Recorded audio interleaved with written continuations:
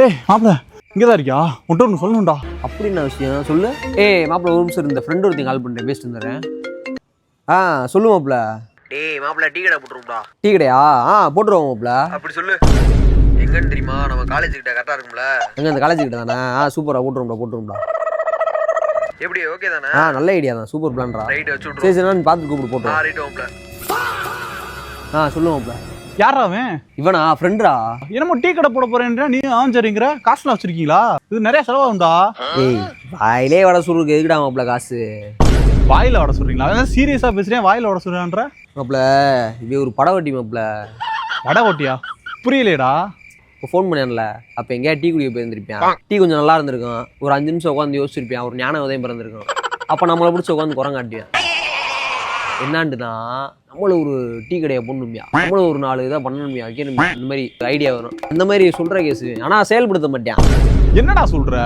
இது டீ கடை மட்டும் இல்லாமப்ல, KFC போயிருப்பியாம்ல, அதே மாதிரி நம்மளும் ஒரு இது ஆரம்பிப்போம்ல அப்படின்னு சொன்னேன். அதுக்கப்புறம் அந்த பேச எடுக்கல.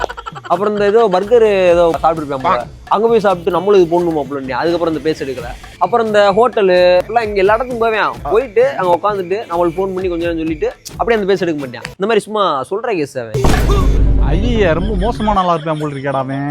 ஏய் இது கூட பரவாயில்ல மாப்பிள.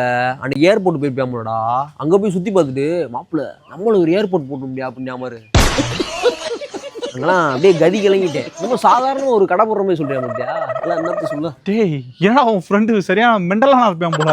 சரி நீ என்னமோ ஒரு விஷயம் சொல்ல முடியும். என்னடா அது? ஏய் சாரி மாப்பிள்ள, நான் வந்த விஷயத்தையும் மறந்துட்டே போரு மாப்பிள்ள. நான் சைக்கிள் எடுத்துட்டு வந்துட்டு இருந்தேன். மெயின் ரோடு அந்த டேர்னிங் இருக்குல்ல, ஒரு பஸ் ஒரு லாரி இடிச்சிருச்சா? இடியில.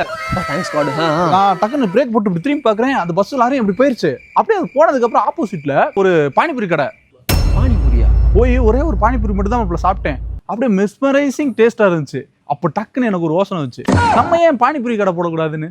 அதான் அவங்ககிட்ட ஐடியா கேட்கலாம். நம்ம குறைஞ்ச முதலீடு நிறைய லாபம், 2 மணி நேரம் மட்டும் யூஸ் பண்ணா போதும். ஃப்ரெண்டு சரியான மெண்டலான இருப்பேன் போல. டேய் உனக்கு நான் ஷேர் தரேன்டா. டேய் எங்கடா போற? பேசிட்டு இருக்கேன்ல. நீ எப்படிதானடா?